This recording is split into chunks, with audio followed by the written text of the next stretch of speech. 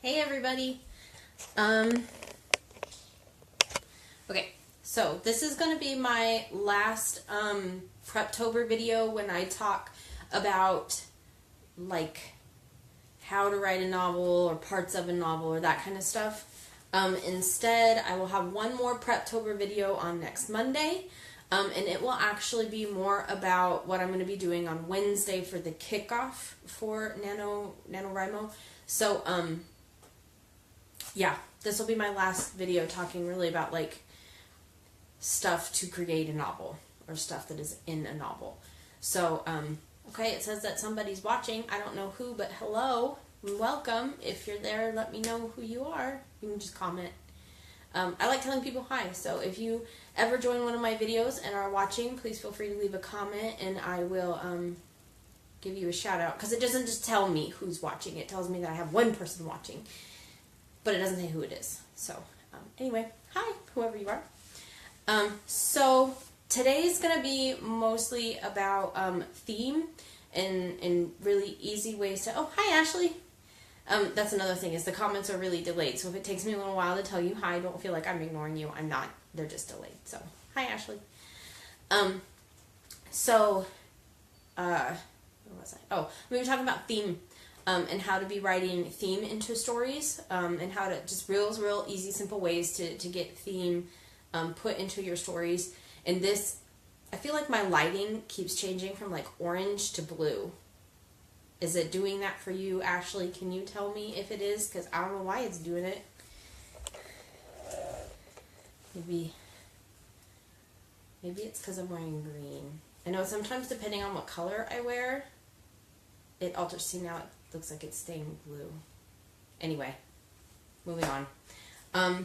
Theme and how to put theme into stories doesn't just apply to novels. It can, yeah, it is, right? Like, it's changing from orange to blue. It's just really bizarre. Anyway, it's because it's my cell phone camera, which is not the best, and it's fluorescent lighting, which is also not the best, and so it just, the two together just really kind of don't make for great video, but that's okay. What I got. Anyway, moving on. So theme can apply to just about anything that is written, and it also applies to other media as well, but since I'm talking about novels and writing, that's kind of what I'm going to stick to. Theme can be applied to poems, it can be applied to short stories, it can be applied to novellas, it can be applied to novels, it can be applied to anything. And most things have a theme, or a genre. Genre is usually broad, and then theme is more narrow. And really, genre and theme don't always have to go hand in hand.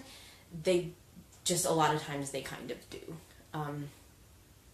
So let's expand a little bit on that, and we'll use my novel as an example. So, as everybody knows, there are basic genres for stories, or for poems, or for whatever. Although generally poetry is kind of put into a genre by itself, which I don't think is very fair, because I feel like poetry can have a genre, and people just don't, I don't know, they don't take the time to notice that. But anyway, that's the lit nerd in me. But, so obviously mine is, the major genre is romance, and then the subset is fantasy. There are some people who would flop that and say, no, it's a fantasy novel because it takes place in, not here, and it has, species and races that are not human, but in reality, the major overarching genre is romance. It is a romance novel, and then the sub one is fantasy. So you have these major genres. Generally, people know what they are: sci-fi, fantasy, romance, horror, mystery. I'm trying to think of some others. Adventure tends to be one. I don't know if I listed fantasy yet or not. But anyway, you get the idea. A lot of times movies are sorted into the same kind of genres. And so a lot of times you can figure out what the theme is for your story, poem, whatever it is you're writing, can kind of develop from the genre, but it doesn't have to. For example, my theme, really, that you see overarching in the plot is, I'm trying to think of the word that I was thinking of earlier. When you bring two things together. and mold them into one thing. I can't think of the word right now that I'm wanting. But it's the idea of taking two things and making one thing out of it. That's the theme for my story. And you see it a lot in the way the characters interact. You see it a lot in, oh, we have a second viewer. Hello. Again, like I said earlier, if you join, please comment. We have 3 people. Wow. There's people watching tonight. Hi, guys. So if you're here, comment so I can see you and tell you hi by your name, because I love being able to greet people and talk to them. Or if you have any questions, throw them in the comments and I'll be happy to answer them. Oh, hi Ted. It's good to see you. Kind of. It's good to be talked to. Anyway, so theme can be pulled from genre, but it doesn't have to be. They aren't exclusively mutual, like they don't have to be together. You can have themes that aren't really necessarily traditional for the genre of what you're writing. You can also have a genre that's not traditionally paired with your theme. So again, the theme for this one is bringing two parts and making them whole together because of, I don't know, you meld them together to make one new thing. And so that's kind of the theme of my story, and while that doesn't always completely fit with a romance genre, it kind of can at the same time. So it's not completely off base with the genre that I've chosen, but it's not traditional either, because usually romance themes are going to be like,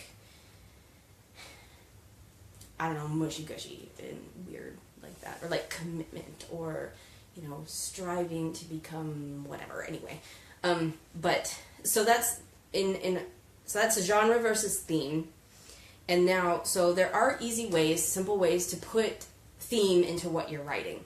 And a lot of times it'll kind of develop on its own. You'll get a lot of it with your scenes, how your characters interact with one another will develop theme, and will kind of congeal the theme in more than just the plot. A theme is more than just plot. It's not just what happens in your story. It also has to do with your word choice. It has to do with how your characters interact with one another. It has to do with the placement, with the scenes, with the, like for instance, if your story has one of the themes in your story is that it's dark. It's a dark story and it's a heavy story. Are you going to place your characters having this conversation in a meadow in the middle of the day when it's sunny?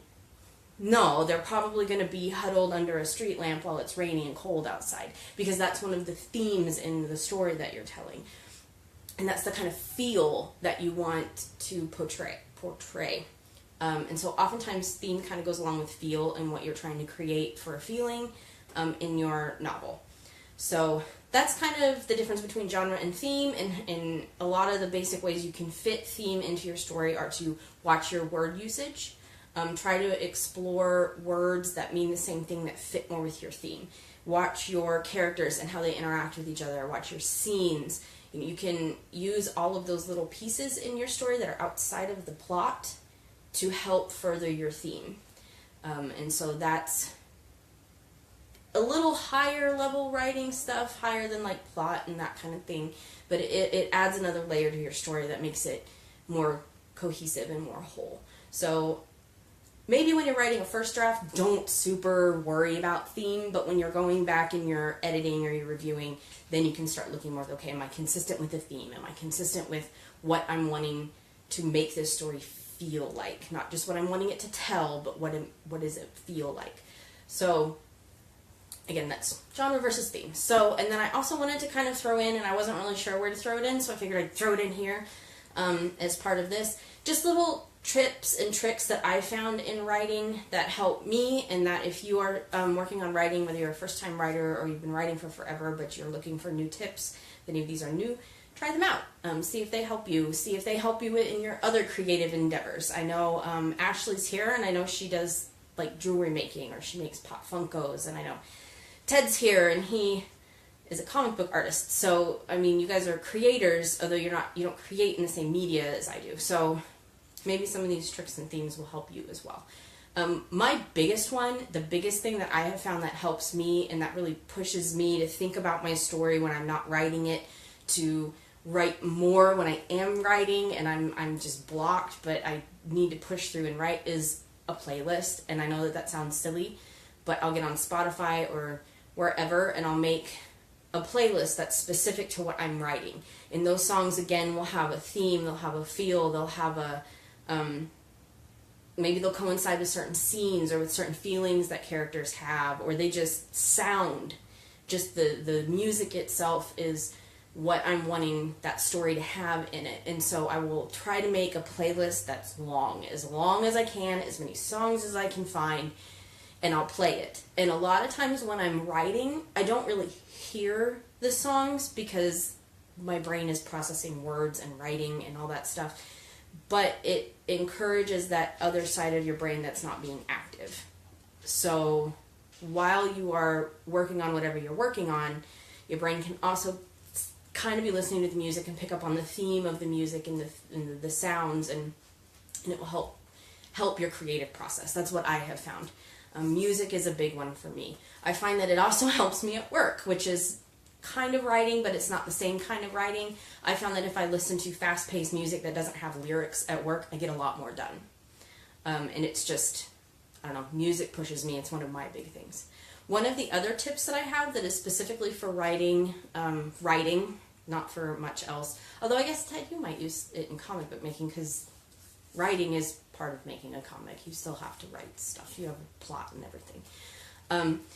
Is I scene map, and I don't have a way to show you that because I do it all online generally. So I'm going to see if I can find a blank paper in here to kind of write it all out for you. So like what I'll do is I should have put up a blank piece of paper, but I didn't. Like I'll have a chapter number, right? So then I'll have the chapter number. Yeah, music works really well. And I'll have the, if I have a title for the chapter, a lot of my fan fiction chapters have titles.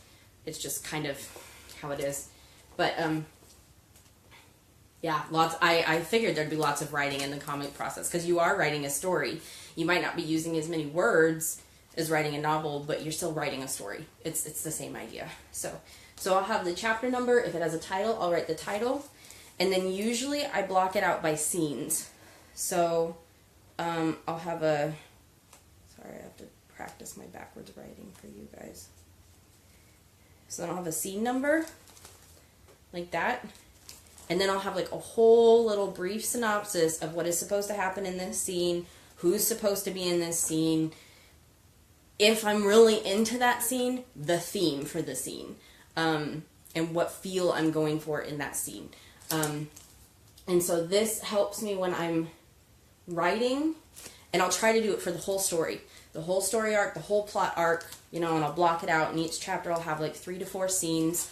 If you have a scene that's really long, sometimes a chapter will only have 2 scenes, but I try to block it all out. And that way when I am like, I need to write, but I don't want to write, and I'm not, I know, well, Da Vinci was a genius, Ted, so, but anyway, Ted, rubbing me in all the wrong ways. Now I lost where I wrote. Thanks, Ted. There it is. So I'll have this all written out, and then as I go through writing whatever I'm writing, I'll check mark it when I'm done. So like that one's done, and that one's done. And then that way I don't find myself jumping around. I don't find myself skipping scenes. I don't find myself over processing a scene. That's something that I tend to do when I'm writing my fan fiction, because my fan fiction, generally I don't do this. I don't do this with my fan fiction. I will write a basic plot if I have a basic plot, and then I'll just, hi Yolanda. I'll generally just, yes he is. I've known Ted almost as long as I've known you, Miss Yolanda, and he's ornery. Anyway, so I don't really do this when I'm writing short stories or when I'm writing my fan fiction. I usually just sit down and write. And then what ends up happening is I end up overanalyzing scenes. I think about them too much. I go back and I spend too much time on them. I analyze the characters in it too much. And then it starts to sound awkward. And it starts to read very choppy and very not good. It just, hang on, okay. it just sounds, it just doesn't flow because I've taken too much time to look at that scene and to go back and edit it and go back and edit it and go back and edit it and go back and rewrite it and rewrite it and rewrite it. And before you know it, you've completely butchered what you had. And sometimes that's good, but most of the time I find that it's bad for me. So this keeps me on track, and something like this will keep me from overanalyzing what I'm writing. And it will help me make sure that I'm getting everything in the order I need to get it. It also allows me to see my whole story out without writing it. Because then if I write out the whole thing, like here, let's go back over to our plot board. So if I write out the whole thing, right, with my plot, and I've written, and I get to here, and I realize there's a major inconsistency between here and here, I have to go back and I have to readjust things, whereas if I had done this, I would have noticed it in this phase and not in the writing the actual story phase, and that can take a lot of time and it can take a lot of effort. So I had one other tip for you. What was it? Oh yeah, don't overanalyze. I kind of touched on that one because I do tend to overanalyze, especially in my fan fiction. Ashley reads a lot of my fan fiction, so she knows it'll take me months to come out with one chapter. And so a lot of times that's because I read it like 20 times, and then I go back and I rewrite it, and I read it 20 times, and I go back and I rewrite it, and it's because I overanalyze it. So when you're going through your first rough draft process, don't overanalyze it. Don't go back and read it a whole bunch. Don't edit it. Just get it down. Just put it down and leave it. So it's so good. Yes, but they're good because I have to make myself stop. They're good because I have to make myself stop analyzing them, because I do overanalyze them. And there are chapters that I put out in my fan fiction that I'm unhappy with because I've overanalyzed them and I don't like them anymore.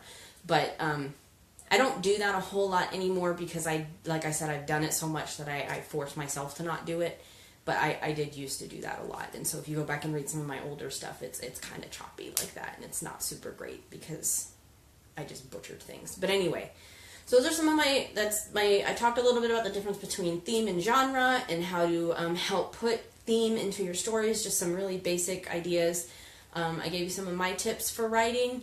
My two big ones are writing out your scenes and your chapters and having a playlist that just plays. And that is just the same thing that you listen to whenever you're engaging in whatever you're creating. And it feeds that creative process. So that's really what I had on to talk about tonight. I did want to, again, I talked about it a little bit at the beginning, but I'll go ahead and mention it again for those of you who are tuned in now. On Monday, I am going to be getting on, and I'm going to talk a little about my kickoff event I'm going to have next Wednesday. And there will be some contests, probably, to be able to win some things. I have one actual hard prize that I will be giving out that is related to my novel. And then I have some other that are non-material items, sort of, that I will be giving out that you could potentially win. I have a fourth person. I think this is the most people I have ever had watch anything live that I have done. Who's our fourth person? I know we have Ted, Yolanda, and Ashley. Oh, they're gone now. It might be Nicole. I know sometimes Nicole tries to get on and watch stuff, but her connection can be spotty. Anyway, so since there are people here and people watching, do you guys have any questions? Anything you would like me to talk about while you're here and listening? And I know it's going to be delayed a little bit, so I can show you my bad map, a terrible map. For those of you who have watched my other videos, this is an awful map. It's like embarrassingly bad. Ted, this is why I don't draw. It's so bad. If nobody has any questions, I'll go ahead and get off, and I won't waste your guys' time. Oh, you don't know when to find me? Like for my live videos? Yeah, I was trying to announce them, like get on and be like, I'll be on in an hour. But life just didn't happen like that. So I'll try to be better about that. And I might even start like a tagging system. So if you want to know when I'm going to be getting on and you want to be tagged in my posts on my writing page, I'll put you in a list and then I'll tag you in the post so that it tells you that I posted.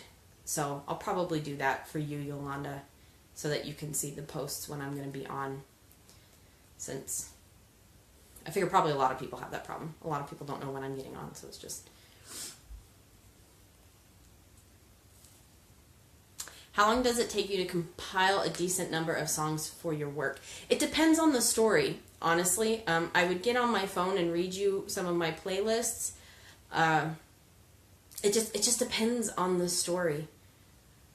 It does... Hang on, Yolanda. I'll touch on yours in a minute. Like, Among the Sands right now only has, I think, 7 songs, which is nowhere near enough. That's only like half an hour of playtime. But it's just...